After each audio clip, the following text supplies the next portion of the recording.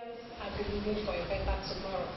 He finally got announced as the winner of the election after Saturday. Basically, Abia have had a lot of things. They expect to hear more from you. Thank you very much. The political space and environment in Nigeria now is undergoing very serious metamorphosis. We are aware now that the electorates are becoming more sensitive to electoral promises and issues that took the front burner during the process of electioneering. I think also that they are very particular about the depth of knowledge of all the candidates that come up for election as to their ability to practicalize some of the things they say on the podium. To return to your question, I want to say, even at the risk of sounding repetitive, that I happen to come from Abia South, where Abia is located, and I take pride to tell people that I'm an Abia person, I'm an Abia man, and I'm a product of that great city and that environment. But beyond that, I'm a strong believer in the fact that part of what has been our issue in the past is that we've not really placed Abia where it belongs, and we've not prioritized our challenges properly. Yes, we may have addressed some infrastructural deficits in the past up to a point where we can say something has been done, but there's also need to do more. But fundamental essence is the fact that we need to refocus on our economy in Abia, because that is what the global picture dictates now. Nigeria is moving away from this monolithic dependence on oil.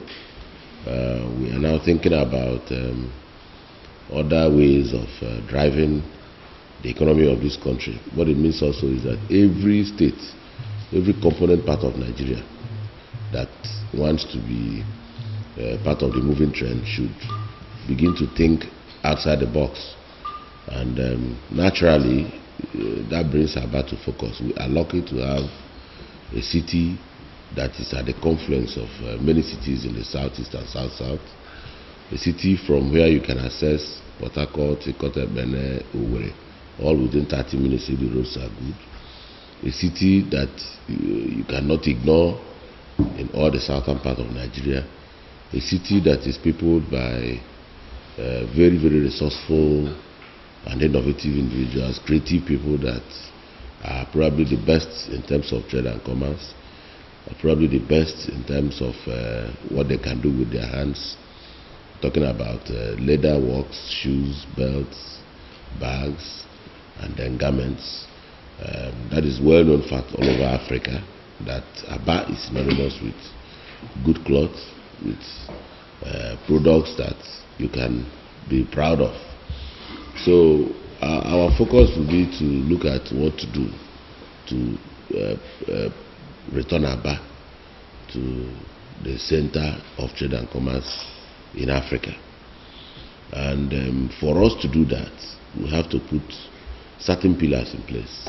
Those pillars will include roads, because as I speak, there are 3 major roads into Abia now, out of which only one is functional, courtesy of the incumbent administration.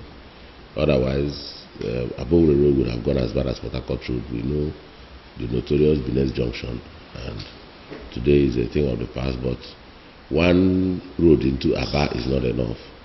There is need to do some work on Port Harcourt Road, do some work on Ikotebene Road, and in fact open 2 more new access into Abia through Ohanko and Obohe roads to tangent on the major south-south to south-south road. That is from one end of the south-south, talking about Ikotebene and Calabar, to Port Harcourt and Bayelsa to Lagos, as the case may be. That road is of strategic importance, because if we fail to do it, then we would have allowed the federal government to create a bypass around Aba, which will blind us from economic activity. So we must do 2 good roads to tangent on that road so that we can continue to give access into the city. And then there is need to do a total rehabilitation of the city center roads, but that is not without consideration to the drainage problems if we want to treat the problem properly. And we have traced the drainage issue from Ifobra through Osusu, Muma Road, down to where it makes a landfall on water side behind the Ziama High School. And as I speak, that landfall into the river now has collapsed to the point that the rail line is threatened. So we'll trace it and then do a redesigning of that drainage, maybe turn it to an open drainage so that we can collect storm water and then be sure that our roads will last longer. So dovetailing it into what one can do within 100 days, I think we should see very serious activity in terms of road rehabilitation and construction. But I don't believe in temporary measures. I believe in detailed planning, so that I can put my signature on the roads and say that they can do 2, 3, 4 years without requiring attention anymore. So there's going to be a refocusing of attention on Aba, pointing towards the bigger picture, which I have just painted now. But it must start from erecting those pillars that will hold and sustain the big picture, which will include roads, which will include sustenance of security, which will include redesigning of our drainage system, which will include reclamation of some areas that are now submerged, some parts of Ohabian, some parts of Ndiegoro, some parts of even around number 1 Jubilee, number 1 School Road. All those areas have been submerged, so we need to reclaim those areas and then take it off from there. I have 2 options, but I'll start from the preferable option. All over the world, the most stable economies are driven by private sector participation. But for you to attract private sector engagement in governance, you must do something about governance itself. You must open access, you must be transparent, you must have your data, you must have information, you must establish resource centers, you must open governance, as it were, so that people can see through what is happening. And that is exactly what we will do. I'm not a very sophisticated person. I like it very simple because there's a lot of beauty in simplicity.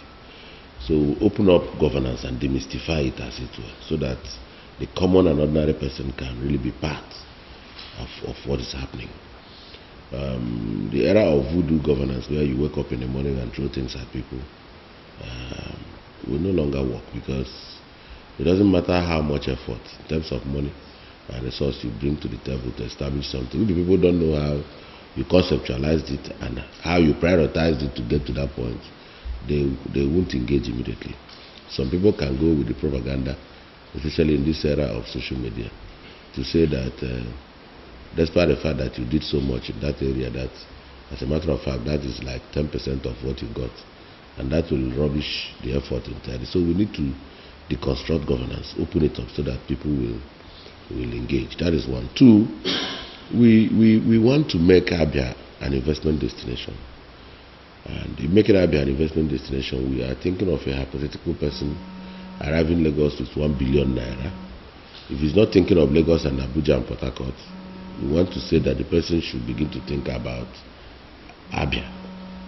And once we are able to achieve that, we will be able to get people to say, well, this is probably the right place to go. Then, apart from private sector participation, it is also very, very possible for us to engage donor agencies to help us fund some of our projects.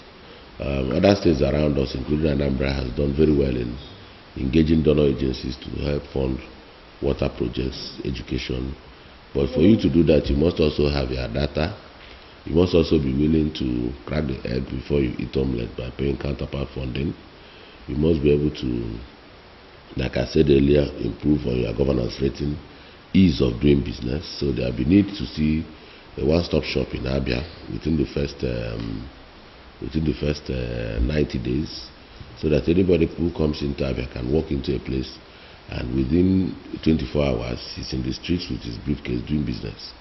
The era of multiple taxation and sending people from one ministry to the other just because they want to build a simple filling station will be a thing of the past. Anybody who wants to come to Abia to do business, within 3 hours will be able to see his governor, have a chat with him, provided it is something that is based on issues that can bring rub off positively on the state. So these are some of the things we intend to do. So if you want me to enumerate them, I'll say, well, the way to go is to engage the private sector. The other way is to attract the donor agencies to come and fund our projects. Of course, if we render service, we expect to tax people. And I believe in wealth redistribution, because we have 2 rich people and 2 poor people.